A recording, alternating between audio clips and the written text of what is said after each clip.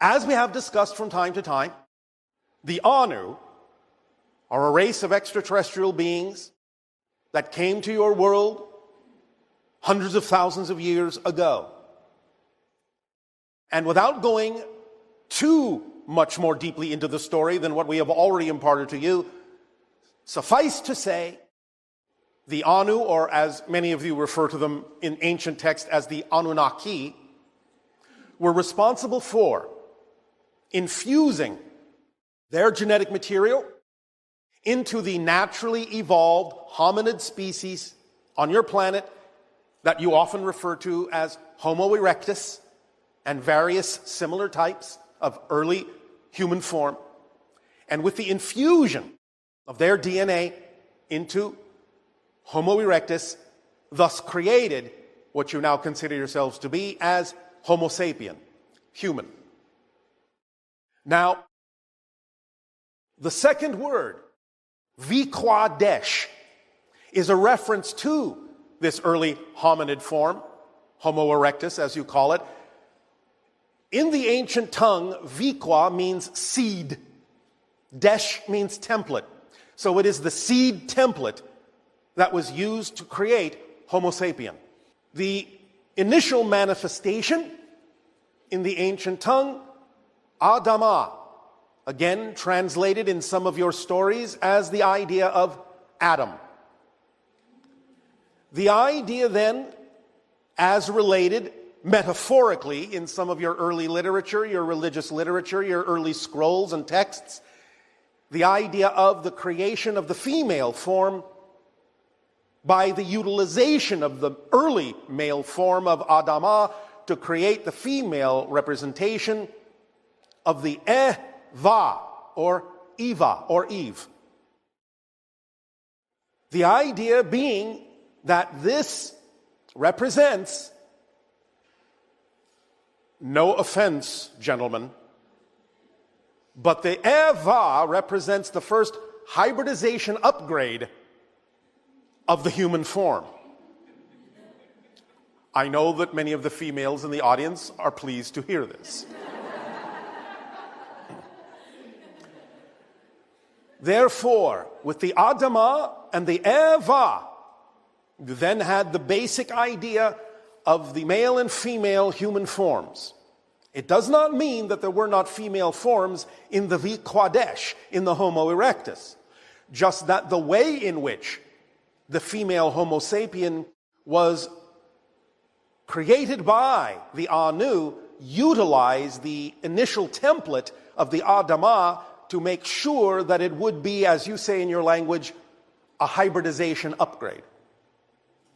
Now, once that existed, once the human forms existed in what you recognize as your present male and female forms, and the human race began to flourish and replicate and spread, remember that we have told you the story of another parallel Earth reality that destroyed their world, and that the humans on that world became mutated into the form you call the Greys. And because they had mutated in such a way, hybridized themselves in such a way to be able to survive on their destroyed version of Earth, they were no longer able to reproduce. And they knew that they would die out if they did not seek out somehow, somewhere, a viable source of still existing human DNA. They used their advanced technology, as we have told you before, to tunnel into various parallel reality versions of Earth, including yours, to find viable human DNA, to infuse with themselves to create hybrid civilizations that would allow their culture to continue and not die out. But the idea of the early Grey, in a sense, because it was something that was created that changed them into a form that could adapt to their dying world, in a sense, is the first hybrid race. The Greys in the ancient tongue are the Maz-eh. The Maz-eh are what came into your parallel reality and began the hybridization agenda. So the Maz-eh, the Greys, formed the first hybrid race. The first hybridization level or phase that followed the Maz-e, or gray beings, is what we call the Mazani. These are what many people in these encounters have recognized as the tall grays. So they are the next stage of hybridization from the grays that began to incorporate human DNA and allowed them to begin to change to something a little bit closer to resembling the idea of a hybrid that could continue their species. But it still was not sufficient for a number of reasons. But they were the second hybrid race and, in a sense, phase one of the hybridization agenda. After that came our civilization, the Sathani. So we are the third hybrid race. We are representative of a 50-50 balance between the grays, the Maz-e, and the humans on your world and other worlds like yours. We are physically and representationally halfway between the grays and what you consider yourselves to be as Homo sapien. We are here, as you can see, to share information with you because we are family, we are genetically connected. You are in many ways our ancestors, and we are your descendants, and we will get to that point a little bit more deeply in a moment. The next phase is what was called the Shah-Yael. This is something that is a little bit more human in appearance, but still containing various aspects of what you consider to be hybrid beings. They still have much larger eyes than you. They are relatively slender like us, but a little bit more toward the human form that you are familiar with. Now, the Shah-Yael, the fourth hybrid race, act in many ways as guides for the fifth hybrid race, the Yael, who are much more human-like, and that's why they are going to be the first hybrid species of the 5 hybrid races that would have open contact with your civilization.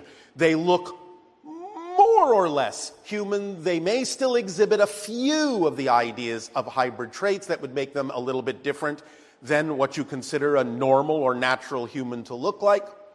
But nevertheless, the fourth hybrid race, the Shah-Yael, will act, in a sense, as guides and organizers to help with the agenda of acclimatization for the Yael to be able to interact with your world when open contact begins. So they are working very closely together that way. What follows the Yael is what has been termed the Shah-Lanaya, which in the ancient tongue is the first ones. The first ones being what you typically refer to as the hybrid children that live on the ships that will ultimately be returned to Earth to live among you and begin the process of allowing Earth to blend into and evolve into the sixth hybrid race eventually.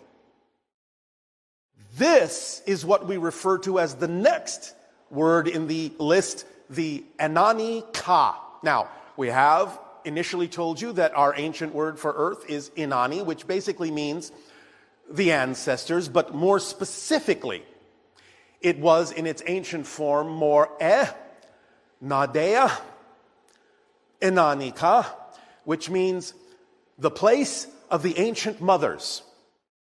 Again, that's a more literal translation, which has now been condensed over time simply into Ananika, which is the ancestor spirits. But in this case, spirit, not only representing the idea by the word ka of what you consider normal spirit to be, but also the idea of essence.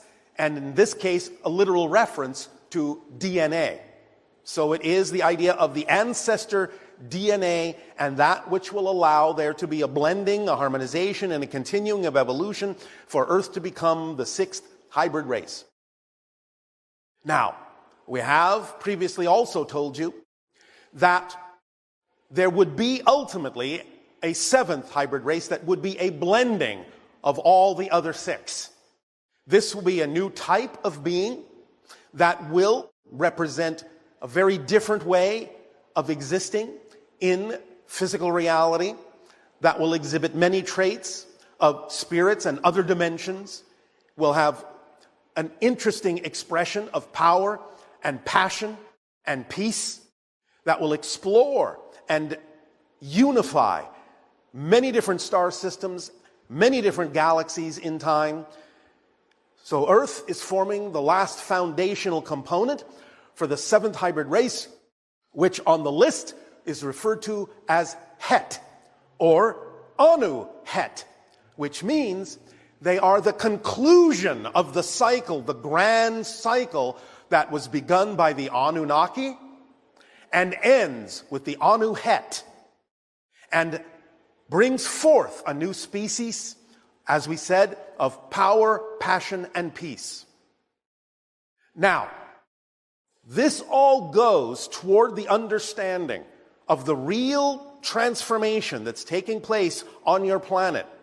This entire cycle is really what the transformation is all about. This upgrade, this uplift, this ascension into new forms, new expressions of great power and passion and peace and benefit and creativity and unconditional love that can ignite a new wave of experience and a new series of civilizations within your star system, other star systems, and the galaxy and other galaxies.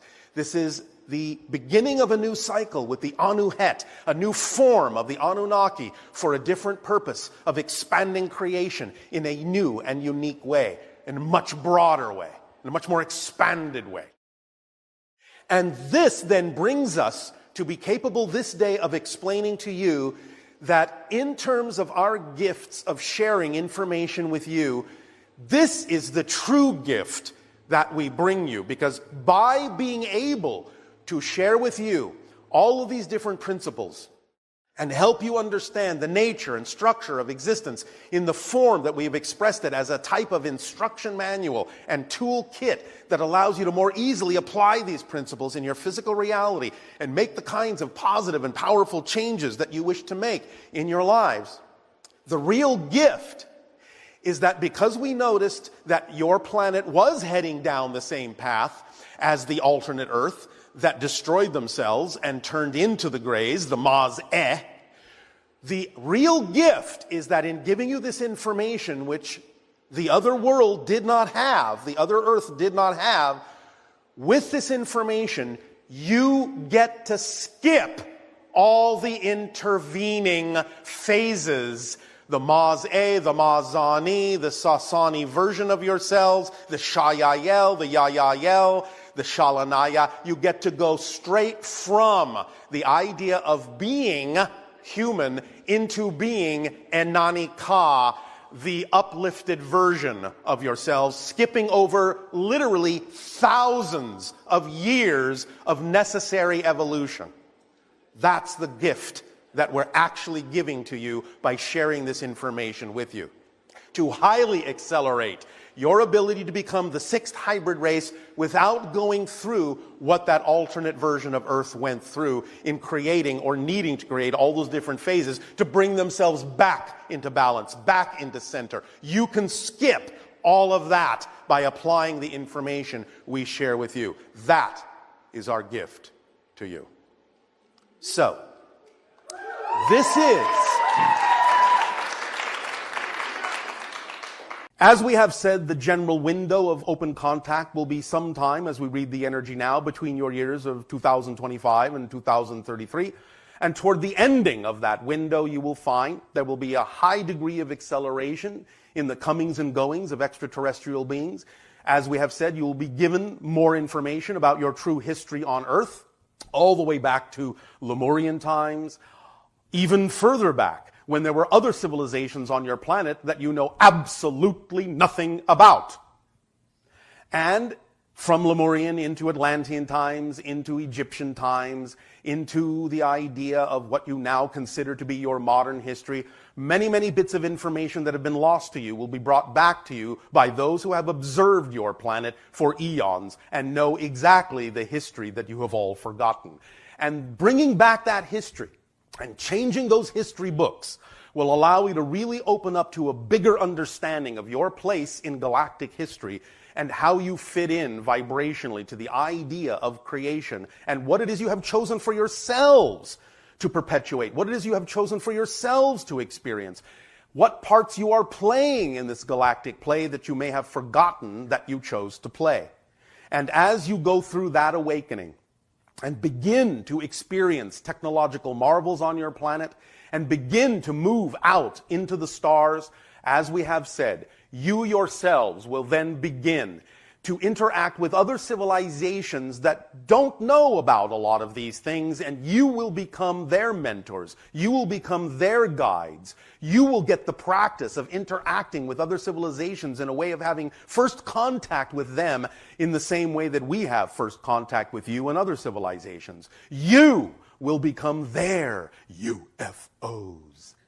And they will look up into the sky and see your ships, and they will have their discussions and their dialogues about their relationship to you and their relationship to the stars, and you will guide them along this path as we are guiding you, and others came before you, and others came before us. And you will take your place in that. So can you tell us more about the mantis beings? They are the overseers of the hybridization program. Because the Greys, at one point, decided that they had to give up their emotionality and become a hive mentality in order to accomplish the task, because it was so large. They knew they needed someone to guide them. And so, in a sense, the mantis beings were, well, I'll use your word, hired to guide them. So the mantis beings are the overseers of the hybridization program. I see. They had to give up their emotionality to reclaim their emotionality in the hybrids.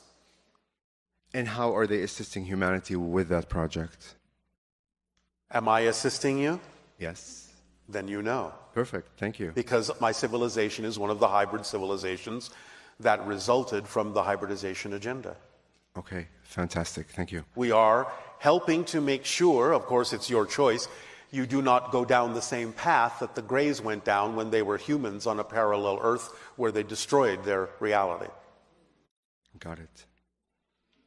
Remember that the Greys are mutated humans. They're not aliens. Can you give us, I guess, a step-by-step example of what the process might look like of actually becoming, I guess, a caretaker of a hybrid child from when we first meet them to everyday interaction? At first, these sanctuaries will be somewhat isolated, and only a few humans will be allowed to interact according to the hybrid children's agenda as to what they feel comfortable or important in terms of the way that they should interact with humans at that time. Humans will synchronistically be attracted in small numbers to these sanctuaries, and over time the numbers will grow as humans and hybrids become more comfortable and familiar with one another. Hybrid children genetically and physiologically equipped to procreate with each other and humans so they can continue to develop newer species from that procreation. Yes. Very interesting. Okay. And I also had a question about what they... One moment. One of the children said, "Is he asking about our sex life?" And I said, "Yes, he is." And they said, "Okay." Do continue. So I've heard that what the hybrid children consume is like basically raw organic fruit juices or vegetable juices. For the most part, yes. And from my understanding, these foods have high biophotonic resonance, yes. And that is what is basically charging their cellular regeneration. Also, the electromagnetic field, which helps amplify those things within the natural ingredients, yes. Okay, and isn't it important for individuals like ones that are here to also consume things like that for their own cellular harmonization? Depends upon the individual. Sometimes they may need other things depending upon their process and their path. In general, though, overall, your species is lightening up and therefore losing the urge to consume things that are of a denser vibration. So eventually, yes.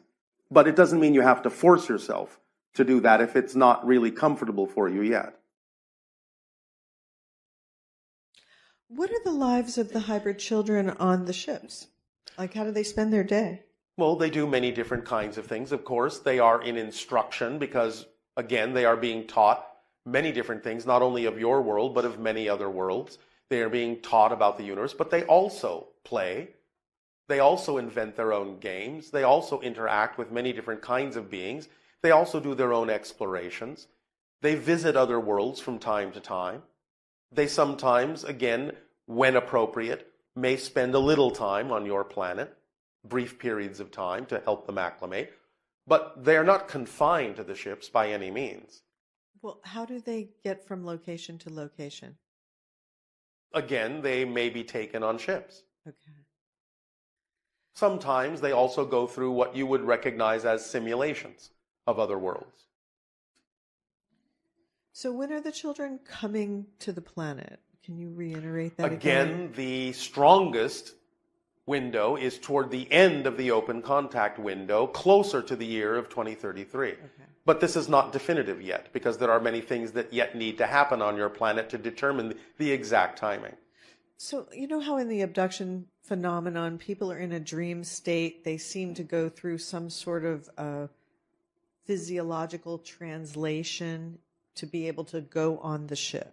Yes. Right? Yes. Is that similar to how the hybrid children might drop in periodically and then leave, or is that even happening? Yes, although their vibrational state contains within it the potential to shift to your vibration a little bit more readily.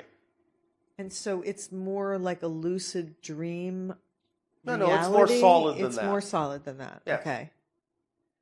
Okay, but they have popped in periodically? Some of them have, and some of them have literally spent time on your planet in those dwellings that are set aside for them to practice living among you. They will, in a sense, play house. Do you understand? Yes. They will do many of the things that you do to see how they relate to those things and how they can get used to those things, and then they will make up their own minds as to what is relevant for them to participate in. So when they do join you, you will find that some of them may do some of the same things that you do, and some of them may not do many of those things. You may find hybrid children will simply never watch a TV show with you. You may find that a hybrid child may never eat with you. And some of them will want to eat with you all the time. Some of them will really want to investigate the idea of those TV shows. It depends on the child. It depends on what it is they believe they are getting out of it, what they are learning. So it will take some getting used to on both sides. But they will have their own attractions. They will know what path they need to walk, and it will be a journey that you can all take together that will be very instructional in both directions and will open you up to more understandings and more perspectives of things as you open them up to more understandings and perspectives of things. It seems like they are growing up in a group setting where they are all with other children, lots of other children, more of a communal more often kind than not, of environment. but again, they are sometimes left to their own devices to learn how to function as an individual. As far as when the hybrid children do come here, yes. Are any of these entities, any of these other life forms on our planet going to step up and be teachers to them? Because maybe I have the wrong impression, but I see entities such as the nature spirits and yes. That they would, in a way, because they are ancient energy forms, that they might actually come forward and be teachers to the hybrid children. Yes, this is why it's expressed in the idea that is the story that was created about Willa Chrissing, where the idea of future hybrids constantly interact with nature spirits in different forms. They can perceive them. They have the senses to perceive them, and the nature spirits understand that and present themselves to them. And there can be an exchange of information. It's not just about the nature spirits teaching the hybrids. the hybrids have things to share with the nature spirits as well. So I think the last thing I wanted to ask about was the sixth hybrid race. Yes. Since this planet is so filled with so much life, is there something from all spectrums of life, like the nature spirits and the whales and the dolphins? Are they also a part of the sixth hybrid race? Well, in a sense, we are being general and specific when we say that, because we're actually talking about the evolution of what you consider to be humanity when we talk about the sixth hybrid race. But again, remember, you're shifting to different versions of Earth in which that already exists and in which all the life on that version of Earth plays a part in harmony with the concept of the evolutionary progression. For women who have had abortions, Yes. are there sometimes hybrid children involved in that? Sometimes. Usually they will be taken out before that will happen. So it's not like they're removed energetically at one They are level. removed physically. And So in other words, a woman who may find herself unexpectedly pregnant may then suddenly find herself unexpectedly not, because the child has been removed and taken to the ship. you know, yes, I guess I have heard those scenarios before. It just, one thing that comes to me is there was a movie that was from the 50s, and it was called Children of Village of the Damned. We understand the context. And was that like a fear-based, what is this? Why it was a was fear-based that? interpretation of someone who actually tapped into the fact that you do have hybrid children. It's just that they then couched it in terms of your 1950s horror movie. And so probably a lot of people who are hybrid mothers actually saw that when they were children. Yes. So it was just part of the process of getting over our fear of these children that are more advanced than us, that seemingly telepathic. Yes. And hopefully they won't be mean, right? They will not. They will not have glowing eyes, and they will not be mean little children. No. That was, again, just the interpretation of the times. Okay, because it seems like it is reflecting some of the things that humans may have concerns about, with the children, because they're more advanced. But this is why the program is going at the pace that it's going, so that there is acclimatization, so that you can get used to each other, so that you understand there is nothing to be afraid of, so that you understand that these are your children, they are your family, and you are theirs. And you will have a very different interpretation and a very different experience now in what you call your 21st century. I started to see like these three beings. They were kind of transparent, and they had like, the big eyes and the big head. But once that happened, I became so fearful, it just completely stopped. Yes, but you can get used to this knowing that it's your choice too to experience this, because you're part of the agenda that allows you to know that you exist between two worlds. Yes. Yes. And afterwards, I just started to see a lot of vibrant colors. I started to do things I never thought I could again. Yes, you'd been upgraded vibrationally. You'd been aligned vibrationally. So I was wondering, like, who these beings were. What kind of connection do I have with them? Do you understand the hybridization agenda? Sort of, yes. All right. Well, they were quasi-gray beings, but in a slightly altered state, in between your reality and theirs, which is where they brought you. As we often say, many of these encounters happen in a slightly altered vibrational reality other than what you consider to be your physical reality. It still has traits of physicalness, but it's not your particular dimension. Many people are brought there because it's easier to help align people vibrationally in that particular state. So they understood that you needed some alignment. They were willing to help with that because you're part and parcel of their particular project as well. Okay. So would that mean I would have hybrid children? Yes. Oh, okay. Is there a way I could connect with them more? Yes. Use your imagination. When you think of the idea of hybrid children, how do you feel? nurturing. All right. Then anytime you go into a meditative state and allow yourself to express that nurturing energy, that can form a stronger connection for you to any of them. I want to say good day to you this day of your time. How are you all? Once again, we take this opportunity to thank each and every one of you for allowing our civilization to communicate to your civilization through this window and in this way and at this time. Once again, each and every time you allow such an interaction to take place, it expands our understanding of that many more ways that the infinite has of expressing itself. So we thank you for this gift of sharing. We would like to begin this transmission with the following notions. First of all, we would like to take advantage, to some degree, of the synchronicity of the image that is depicted upon the channel shirt. That which you have in your now mythology called in your reality the Men in Black. The idea is really threefold, at least those portions we will discuss this day of your time. There is more to it than this, but we will cover three ideas regarding what you call euphemistically the Men in Black. Number one, many of you have understood that there is some connection to what you call the extraterrestrial or UFO phenomenology regarding these mysterious individuals. And this is true. In one sense, in order to maintain certain ideas of secrecy within the extraterrestrial agendas that deem that secrecy is important, they concocted what would be called a screen presentation.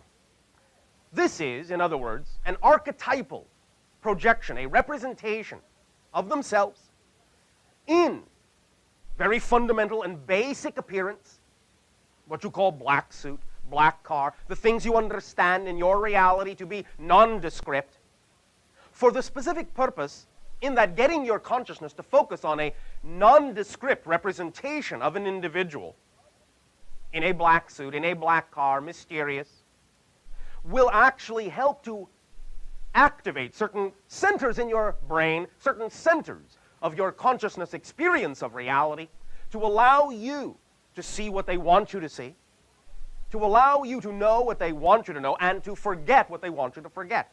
It is, in a sense, a type of hypnotic tool in the same way that your society uses such things as pendulums or shiny objects to get you to focus, or movement of hands to get you to focus on a particular point of view so that you can be more suggestible.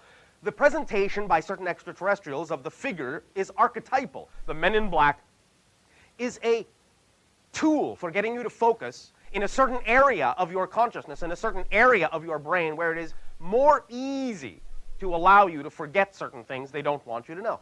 Now, it's not working so much anymore, because the more information that has leaked into your society regarding such things as extraterrestrial contact has made some of the concepts of Men in Black obsolete as a tool for erasing memory. However, this brings us to the second idea, and that is that in knowing that this was going on and being done by certain extraterrestrials from time to time to create the idea of secrecy, certain factions of your own government picked up on this and thought it was, as you would say, a nifty idea. A few, therefore, not many, but a few such cases of reports of what you call Men in Black are then simply nothing more than the idea of your own government agencies attempting to try it out as a part of what you would call their own mind control programs to see if they could utilize this to their benefit. It was not completely successful, primarily for the reason we have already given, in that by the time they initiated it, most of the effect of that presentation by the part of extraterrestrials had worn off on your society and really no longer had an impact on most of you to whom they presented themselves. The third idea, which has also manifested in physical reality from time to time, is literally purely the archetypal level, not involving physical extraterrestrials, not involving any physiological beings from your own governments, but literally that your collective consciousness from time to time, in that it has become incorporated in the collective mythology, has literally created a physicalized manifestation, or what would appear to be a physicalized manifestation of such entities, when and where there is doubt and fear about the things that are connected to extraterrestrial information or secrets in general, your collective consciousness can be called forth by an individual in a sufficient amount of fear, and they can actually perceive such individuals as men in black appearing before them to reflect and exemplify the fear they feel within themselves about the secret that they may all of a sudden have become privy to. So, A, you have the literal extraterrestrial presentation that was utilized as a suggestion tool. B, you have your own human representation of this idea. But you also have, C, the archetypal collective consciousness representation of what you have come to know now in your mythology as the Men in Black. We would now also like to comment on something that is an extension of what we have commented on also recently, and that is that in a recent transmission, in a recent conversation, we suggested that in this now upcoming shift time, your present month of what you call March and beyond, there would be, in this time, many, many things that would begin to shift very rapidly, especially with regard to sociological ideas, economic, religious, so forth, ideas. And now we would like to underline and underscore this idea we spoke about by pointing out, as many of you have already probably guessed, that the recent announcement on your planet of your ability to now clone individuals is one such shift, or a part of one such sociological change in your society. For now you have a great degree of discussion and investigation. Now that you know it is possible for you to do something which for some time in your minds has been the product of science fiction, but now no longer is, it is one of the things that will very rapidly change your world and your outlook on reality and bring up lots of discussion on many different things that perhaps even only 1 month ago were not really strong considerations for reality.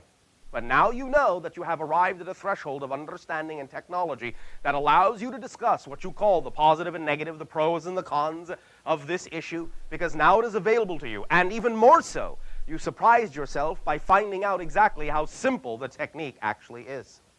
Anyone in any kind of a laboratory now on your planet that is in any way, shape, or form equipped with even minimal technology can do this. Cloning exists in your reality now. Science fiction has become science. It is a new reality for you to consider, and there will, in the upcoming March month, and in the months especially accelerating toward your summer, be many more such new ideas beginning to break into the mainstream of your collective consciousness and will have to be being dealt with as reality instead of speculation. So, for what it's worth, congratulations on arriving at this point and giving yourselves even that much more to think about. Once again, we take this opportunity to thank each and every one of you for allowing our civilization to communicate with you this way, through this window at this time. And we ask... This is how it works. Please, please, please, again, understand. We are not giving you a philosophy. We are not giving you an opinion. We are describing an observation of how reality is structured, how it works. This is literally an instruction manual. By following the instructions, you allow the machine to work to your advantage. If you throw the instruction manual away, the machine may work, but you might also injure yourself. So the idea is just follow the instructions. Act on your highest passion every moment that you can. Take it as far as you can until you can take it no further. Do it with absolutely no insistence or assumption as to the outcome. Stay in a positive state no matter what happens, no matter what manifests, because the end cap to that instruction manual is it doesn't matter what happens. It only matters what you do with what happens.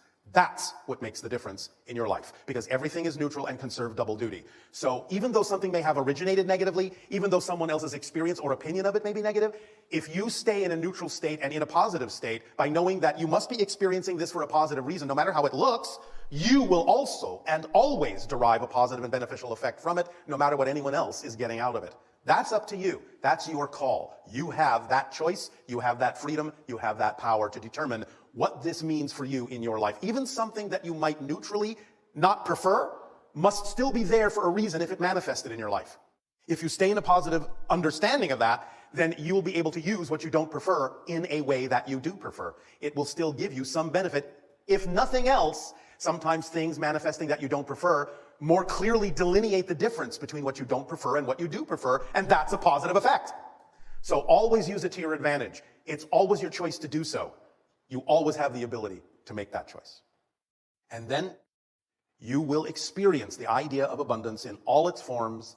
You will go with the flow of your own current in creation, and you will experience the effortlessness and the joy that life has to offer. When you have belief systems that create resistance to the idea of opening up to the other forms, you slow everything down by insisting that it can only happen this way, and I can only do this if this happens in this way. Then you're actually slowing down the process by which you might actually have been capable of doing whatever that is much more quickly and much more easily. Is this making some sense?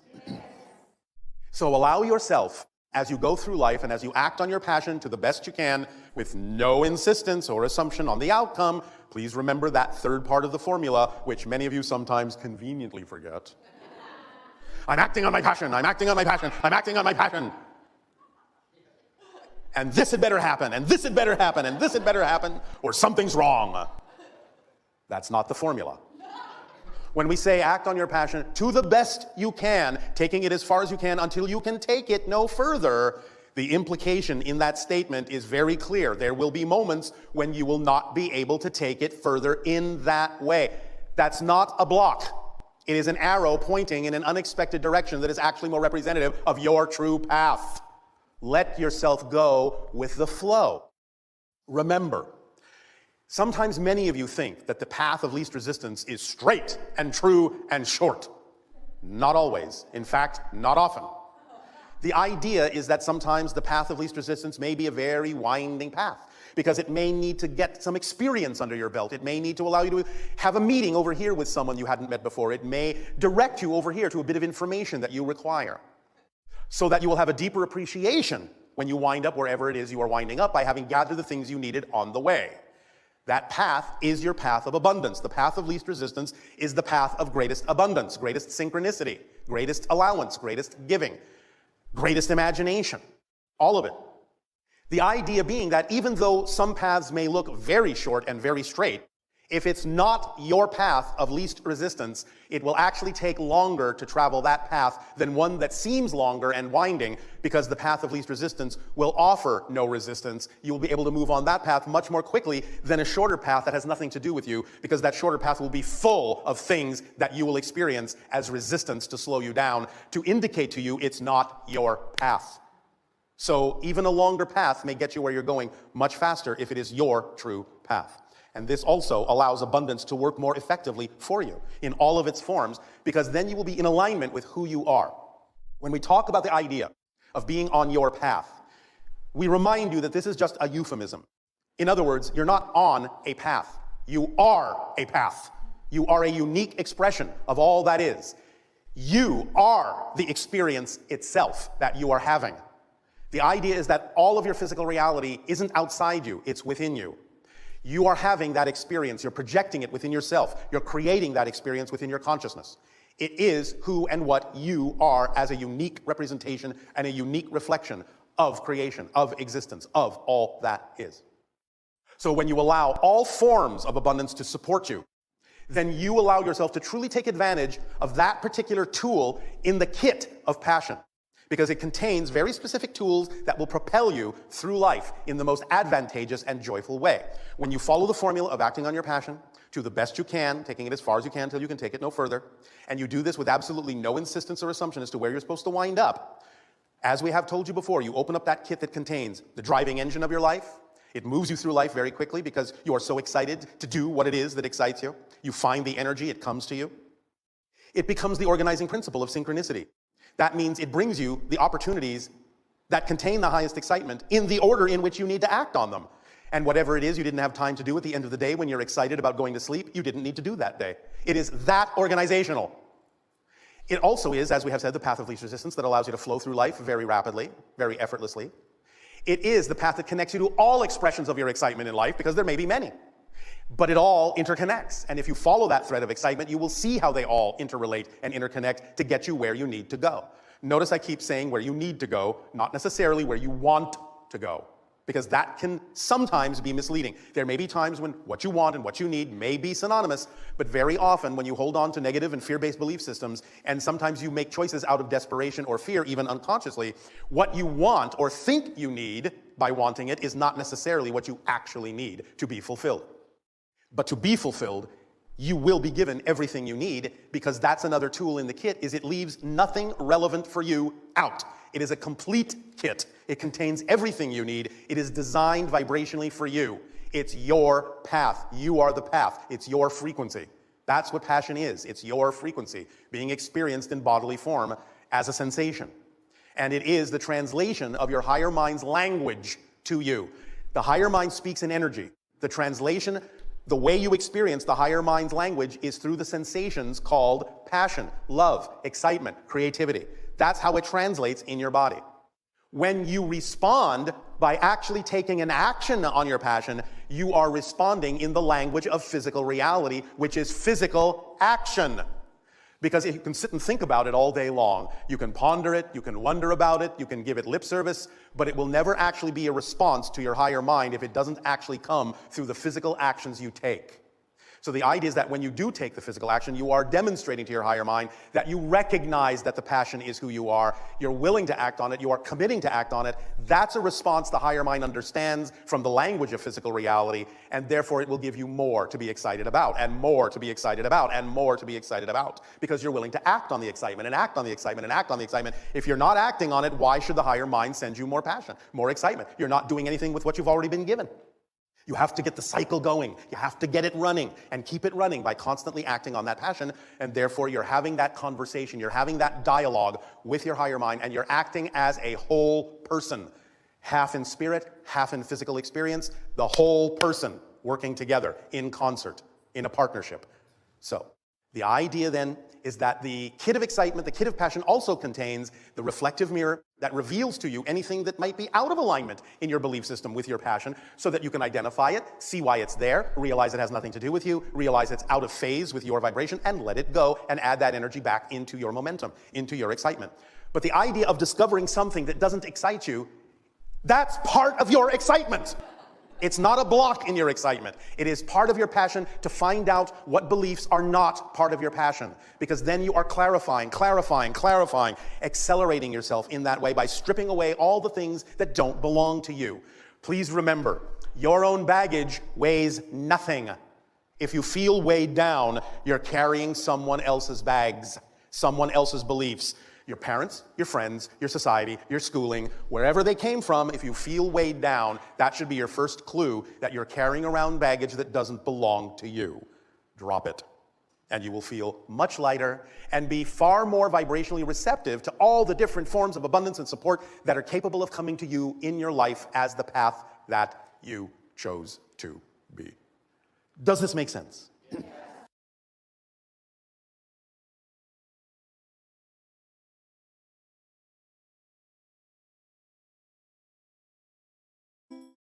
Circumstances in physical reality, thus, are illusionary. They're just symbols. Again, as we have said many times, it's just a reflection based on what you are giving off. Now, the secret calls this idea law of attraction the primary law. We refer to it as the third law of creation. It is, however, the first law of action, even within the four laws. Because the first law, that you exist, is simply a description of a state of being. The second law, that the one is all, the all are one, is also a description of the nature, of the structure of that state of being. But the third law, what you put out is what you get back, is the first law of action. And that is what is being said in the difference being made in the secret by calling the law of attraction the first or primary law of the universe. Because it is the first law of action, and it's therefore the first law that actually brings about manifestational experience.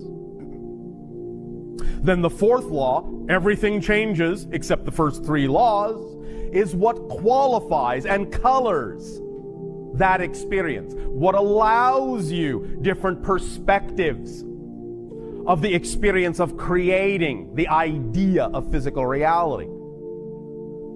You will remember that what was also very important in The Secret was this idea that we talked about before about being passionate, as expressed in the concept of play, of playing with everything that happens in your reality, really having an attitude of gratitude toward it so that you receive every experience you have in a playful way, and thus by receiving it in that playful way can do that much more with it, be that much more creative with it, allow it to be that much more flexible, malleable, stretchable, changeable, formable.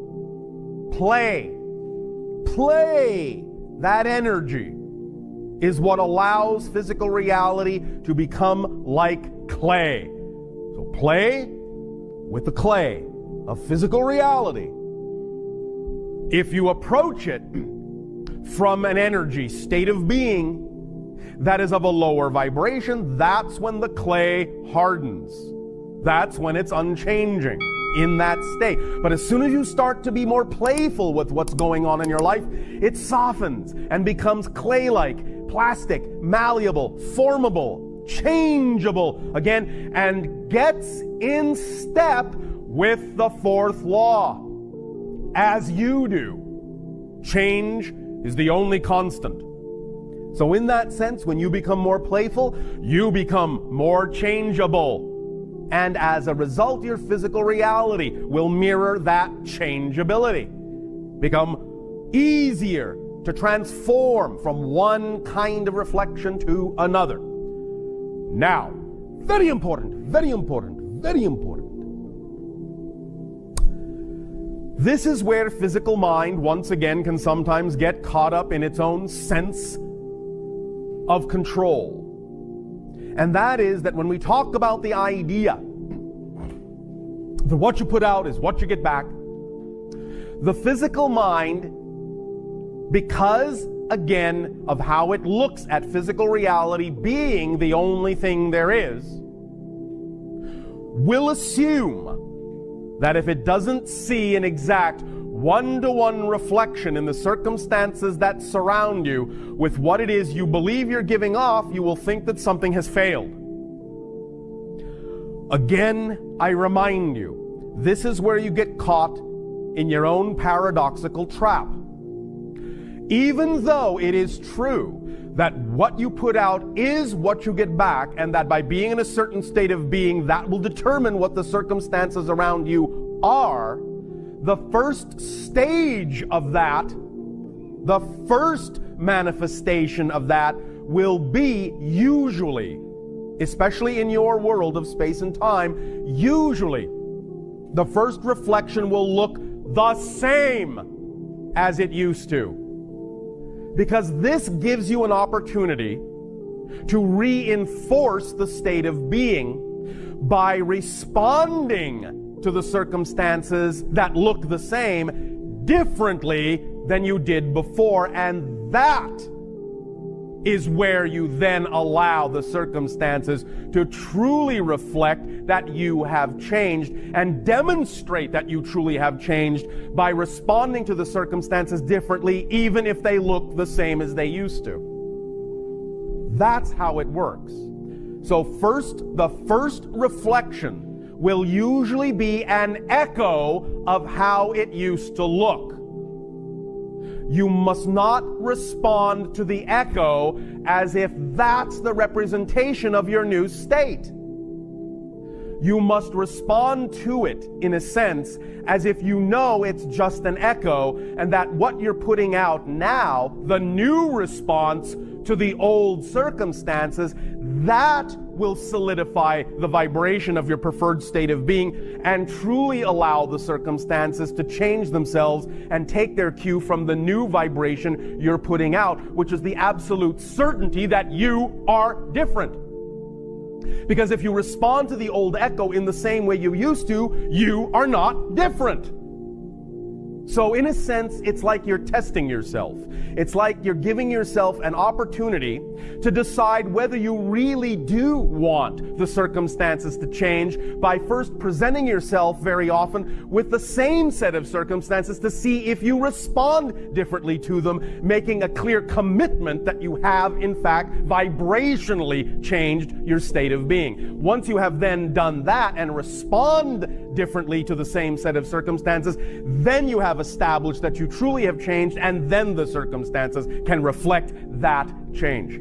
So don't be fooled by the echo into thinking you've done something wrong by labeling it in the same way you used to. Oh, I didn't see what I wanted to get immediately. It looks the same as it did before. The same people are here giving me the same kind of feedback. I must have done something wrong, or something's not working. Or you find that you're reacting to it in the same way you used to, because if you do, you have not changed. So that's the self-reinforcing mechanism that gives you the opportunity to decide whether you really want to change that circumstance or not. Because again, remember, all belief systems by definition are self-reinforcing. They have to be. If belief systems were not self-reinforcing and making themselves seem like the only thing there is to believe in, you wouldn't be able to have an actual, distinct, discrete belief system experience. If beliefs did not come with a self-reinforcing mechanism, you wouldn't be able to have a discrete physical experience. And because they come with a self-reinforcing mechanism, when you change your vibrational state, one of the last things to fade will be the self-reinforcing mechanism. It will present the same scenario to you once again, but it will be presented not as a concrete reality, but only as an illusion, only as an echo of what was, to give you a chance to really decide that you will break through that self-reinforcing mechanism by defining and labeling it differently than you used to, proving that you have changed, thus allowing the reflection to then truly come. That's how that works. Use that mechanism to your advantage by understanding very clearly. And if you wish to use this almost as a mantra, you certainly may. Again, as we discussed last night, all of these things are nothing more than permission slips that, if you decide they work for you, if you decide they resonate according to your frequency, will simply allow you to permit yourself to change in the way you prefer to. The mantra doesn't do it for you. It simply is a reflection of the belief system within you that says this is what you will allow to give you permission, to give yourself permission to change in the way you wish to. So use this as a mantra if you wish, if it works for you, knowing that you're doing it if you need it at all. And that is, again, the idea, not even so much the statement that circumstances do not determine state of being. State of being determines circumstances. Now you can use that. However, we would also suggest something even simpler and something even stronger. And that is simply, and the mantra is this: circumstances don't matter. Only state of being matters. And again, listen to the way that this synchronistically translates in your English language. Circumstances don't matter. They do not create materialization. Only state of being matters. Only state of being materializes experience. So, the mantra is, anytime you find yourself doubting, stuck, fearful because of what you believe the situation is, what you believe the circumstances are, you can, if you wish, use this little reminder. Circumstances don't matter. Only state of being matters. And then choose the state of being you prefer. And then redefine the circumstances from that state of being, so that you can erase the echo and allow the true reflection to then take form from your state of being. Circumstances don't matter. Only state of being matters. Now,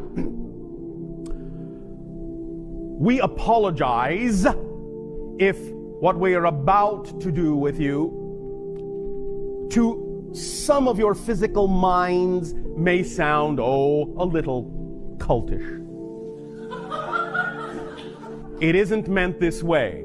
It's simply meant to express to you something very important. It's one thing very often to your physical minds when you hear someone else's voice say something. It's another when your own voice says it. So, repeat out loud after me. Circumstances don't matter. Circumstances don't matter. Only my state of being matters. Only my state of being matters. Now, do it with excitement in a calm way. Because what this begets is simple certainty. Repeat. Circumstances don't matter. Only my state of being matters. One more time. Circumstances don't matter. Only my state of being matters. One more time. Circumstances don't matter. Only my state of being matters. Understand. When you say this to yourself in your own vibrational voice, you will start to listen. Because what you're doing by making this statement is what we talked about earlier. You are voicing a message from the higher self in language the physical mind understands.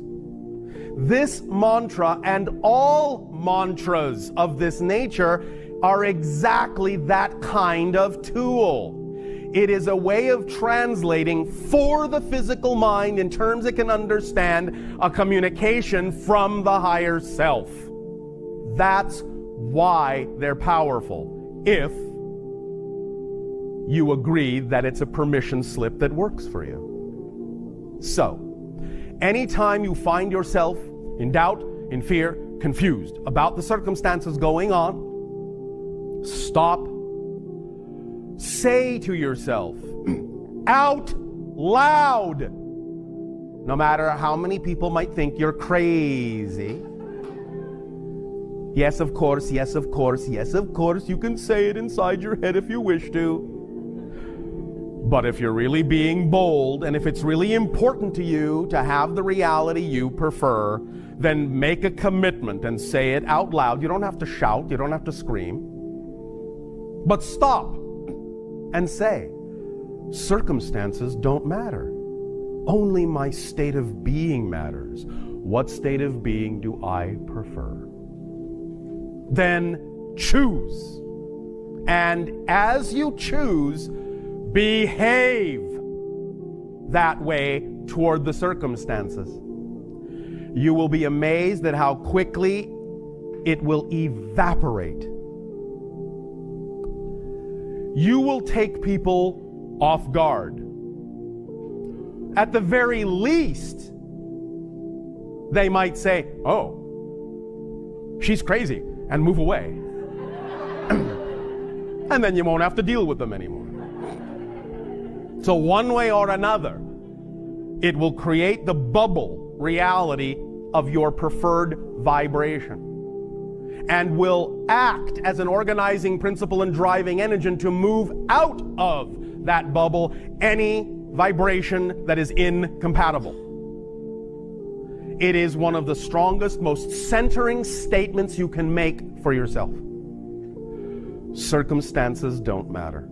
Only my state of being matters.